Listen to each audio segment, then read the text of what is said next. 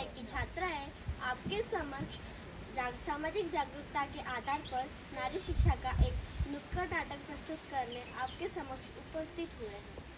आप इतने परेशान क्यों दिखाई देते हैं? परेशान तो रहूंगा ना पार्वती, आखिर एक बेटी का बाप जो ठहरा। पार्वती, अब उसके हाथ पीले करने का समय आ गया है। पर हमारी आनंदी तो अभी सिर्फ 9 साल की है। अभी तो उसके पढ़ने लिखने और खेलने कूदने के दिन हैं। देख पार्वती, लड़कियां पराया धन होती है और जितना जल्दी इन्हें घर से विदा कर दे उतना अच्छा है। कल से आनंदी की पढ़ाई लिखाई बंद। पर बापू, इसमें मेरी क्या गलती है? आप मुझे पढ़ाई करने क्यों नहीं देते? तेरी गलती है कि तू एक लड़की है। लड़का होती तो क्या बापू? लड़का होती तो क्या? ऐ लड़की, ज्यादा जबान ना चला, नहीं तो जबान हलक से खींचकर बाहर निकाल दूंगा। बापू, मैं पढ़ लिख कर कुछ बनना चाहती हूँ। मेरी पढ़ाई ना रोको बापू। आनंदी, तुझे पढ़ना है तो पढ़, लेकिन सारी उम्र बाप की छाती पर यूं बोझ बनकर ना बैठ। पर बापू, अभी तो मेरी उम्र पढ़ाई लिखाई की है। मुझे पढ़ लिख कर डॉक्टर बनना है। पढ़ाई पढ़ाई पढ़ाई, आज तो तेरी इन किताबों का काम तमाम करके ही छोड़ूंगा। ये ले। नहीं बापू, मत फाड़ो बापू। मत छोड़ी। नहीं बापू, नहीं। बापू, ये तुमने क्या किया? तुमने मेरी इन किताबों को ही नहीं फाड़ा बापू, मेरी किस्मत फाड़ दी, मेरी किस्मत। ये कॉपी किताबें ना सिर्फ छोरों के हाथ में अच्छी लगती है, लड़कियों के हाथ में तो सिर्फ मेहंदी अच्छी लगती है, मेहंदी। पर बापू, मैं लड़की हूँ तो क्या हुआ? लड़का और लड़की तो हमारी दोनों आंखों के समान होते हैं। चुप कर आनंदी, और यह एहसान मान कि अब तक जिंदा है तू। कहीं बचपन में गला दबा कर मार दिया होता तो यह तेरी बकबक नहीं सुननी पड़ती आज। पर बापू, मुझे चूल्हा जलाना अच्छा ना लगे है। देख छोरी, जितना जल्दी हो तू चूल्हा जलाना सीख ले, उतना ही अच्छा है तेरे लिए। और हाँ, तेरा ब्याह तो होगा, वो भी कल के कल। अबला जीवन है तुम्हारी यही कहानी। आंचल में है दूध और आंखों में है पानी। मुझे माफ कर दे बेटी, तेरे बापू के जिद के आगे मेरी एक न चलेगी। माफ कर दे बेटी, मुझे माफ कर दे। इस प्रकार मात्र 9 वर्ष की छोटी उम्र में आनंदी का विवाह गोपाल राव जोशी से हो गया। बाल विवाह एक सामाजिक कुरीति है और इस कुप्रथा का शिकार होना पड़ा आनंदी को। 5 वर्ष बाद आनंदी 14 साल की हो गई है। उसके घर एक शिशु ने जन्म लिया है। देखते हैं आगे क्या हुआ। देखिए ना, इसे क्या हो गया है? इसका माथा तो अंगार की तरह तप रहा है। इसे तो बहुत तेज बुखार है। आप भी ना कुछ भी बोलते हैं। दीजिए मुझे। माधव, जल्दी से वैद्य जी को बुला के लाओ।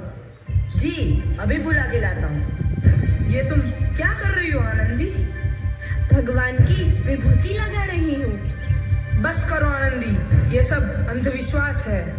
अरे आप यकीन तो कीजिए, भगवान की कृपा से इसका माथा ठंडा हो रहा है और बुखार भी उतर गया है ना बाबू? देखिए, दीजिए मुझे। उठो बाबू, आंखें खोलो, तुम्हें तुम्हारी माँ बुला रही है। आंखें खोलो, देखिए ना इसे क्या हो गया है। आंखें भी नहीं खोल रहा। आंखें खोलो बेटा। आप चुप क्यों है? आंखें खोलो बेटा, आंखें खोलो। आनंदी, हमारा बेटा कभी आंखें नहीं खोलेगा। नहीं, ऐसा नहीं हो सकता। मेरे बेटे को मुझसे कोई नहीं छीन सकता, कोई नहीं छीन सकता। पागल मत बनो आनंदी। माधव,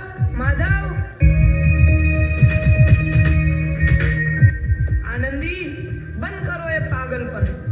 भगवान ने मेरा बच्चा छीन लिया। भगवान ने नहीं, तुम्हारी अशिक्षा और अंधविश्वास ने तुम्हारा बच्चा छीना है। अगर तुम पढ़ी लिखी होती तो आज हमारा शिशु जीवित होता। तुम अनपढ़ थे आनंदी, अनपढ़। नहीं, अब मैं अनपढ़ नहीं रहूंगी मैं अनपढ़। मैं पढ़ूंगी ताकि कल किसी और आनंदी को इलाज के अभाव में अपना बच्चा ना खोना पड़े। शाबाश आनंदी, और यही तुम्हारे अपराध के लिए प्रायश्चित भी है। आनंदी, तुम्हारी 12वीं का परिणाम आ गया है। तुमने पूरे कॉलेज में प्रथम स्थान अर्जित किया है। आनंदी, तुम्हारी मेहनत रंग लाई है। तुम्हें शिक्षा वृत्ति मिली है। ये लो तुम्हारे अमेरिका जाने की टिकट।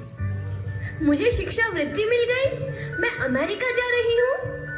पर ये सब मैं अकेले कैसे कर पाऊंगी? आनंदी, अपने आप को इतना कमजोर क्यों समझ रही हो?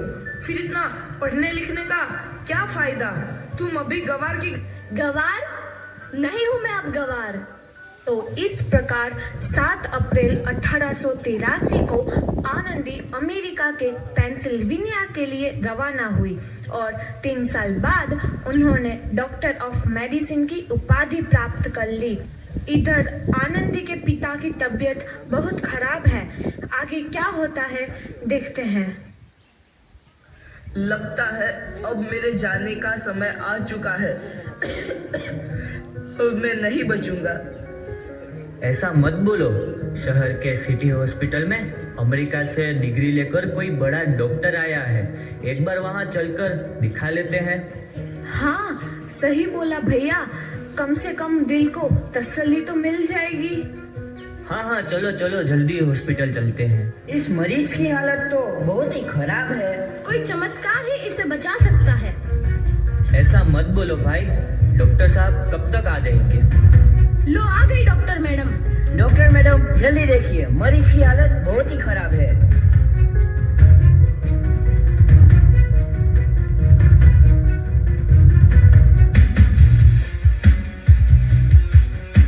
अब आप बिल्कुल ठीक हैं। मौत के मुंह से आपको बचाया है डॉक्टर मैडम ने। डॉक्टर साहब ने मुझे बचा लिया। मुझे मिलना है डॉक्टर साहब से। डॉक्टर साहब नहीं, डॉक्टर मैडम बोलो। डॉक्टर मैडम, उन्होंने ही तुम्हें जीवन दान दिया है। लो, आ गई डॉक्टर मैडम, मिल लो उनसे। डॉक्टर मैडम, आपका बहुत बहुत धन्यवाद। आपने मेरी जान बचाई। इसके बदले में मैं गरीब भला आपको क्या दे सकता हूँ? वचन चाहिए मुझे कि कभी ये नहीं कहोगे कि लड़कियां कुछ नहीं कर सकती। वचन? ये कैसा वचन? अरे श्यामलाल, तुमने पहचाना नहीं? तुम्हारी बेटी आनंदी। आनंदी? मेरी बेटी आनंदी डॉक्टर? हाँ बापू, वही आनंदी जिसके लिए बचपन में तूने चूल्हा और दूल्हा के अलावा कुछ नहीं सोचा था। आनंदी, आनंदी मेरी बेटी, मुझे माफ कर दे। मैं तेरा गुनहगार हूँ बेटी। नहीं बापू, वही आनंदी जिसके हाथ पीले करके तुम उसकी सारी जिंदगी काला कर देना चाहते थे। माफ कर दे मुझे मेरी बच्ची, माफ कर दे। मैं तेरा अपराधी हूँ मेरी बच्ची, माफ कर दे। नहीं बाबू, मैंने तो तेरा एहसान चुकाया है। याद है ना अपना एहसान जो बचपन में तुमने मुझ पर किया था? ताने सुना कर जीते जी मार डाला था मुझको। अब बोल, और किस को मारेगा? आनंदी बेटी, मुझे माफ कर दे मेरी बच्ची। मैं तेरा गुनहगार हूँ। बाबू, आपने ही तो बोला था किताबें सिर्फ बेटों के हाथ में अच्छी लगती है, बेटियों के हाथ में तो सिर्फ मेहंदी। बेटों और बेटियों में फर्क करना तो आंखों में फर्क करने समान है। एक का पढ़ना और दूसरे का ना पढ़ना सामाजिक अंधकार है बापू, सामाजिक अंधकार। उपकार मांगता हूँ मैं तुझ जैसी बेटी का, जिसने सारी उम्र मुझसे कुछ ना मांगा तो सिर्फ बराबरी का दर्जा। वरना सच तो यह है कि मैं तेरी माफी के लायक भी ना हूँ। मुझ जैसा बाप तेरी बराबरी कर सके उसके मैं लायक भी ना हूँ मेरी बेटी, मैं लायक भी ना हूँ। अपने बापू को क्या माफ नहीं करोगी आनंदी? माफ कर दो आनंदी, माफ कर दो। सुबह का भूला यदि शाम को घर लौट आए तो उसे भूला नहीं कहते। बापू। तो इस प्रकार आनंदीबाई जोशी ने अपनी मेहनत और अटूट इरादे से न केवल भारत की पहली महिला डॉक्टर बनी, बल्कि आगे चल के उन लड़कियों के लिए सुनहरा रास्ता दिखा गई जो जीवन में कुछ करना चाहती थी।